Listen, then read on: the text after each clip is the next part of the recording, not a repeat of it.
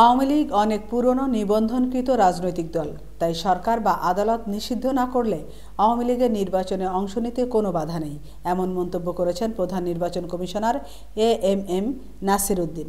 Chittagong circuit হাউজে এক মতবিনিময় সভায় তিনি একথা বলেন। সিইসি বলেন, গেল ৩টি নির্বাচনে কি হয়েছে সেটি সবাই দেখেছে। এবার নির্বাচন কমিশন সম্পূর্ণ স্বাধীনভাবে কাজ করছে। দেশীয় কিংবা বহির্বিশ্বে কোনো চাপ নেই। সংবিধানে যে নির্দেশনা রয়েছে সেই নির্দেশনা অনুযায়ী নির্বাচন কমিশন তার কাজ এগিয়ে নিয়ে যাচ্ছে। খুব দ্রুতই ভোটার তালিকা হালনাগাদ কাজ শুরু হবে। কেউ অবৈধভাবে ভোটার হতে চাইলে সে বিষয়ে ব্যবস্থা নেওয়া হবে। আর তাই সবার কাছে একটি গ্রহণযোগ্য নির্বাচন উপহার দিতে কমিশন সর্বোচ্চ চেষ্টা করছে বলেও জানান তিনি। আমেনা ইসলাম, নিউজ ডেস্ক, আজকের সংবাদ।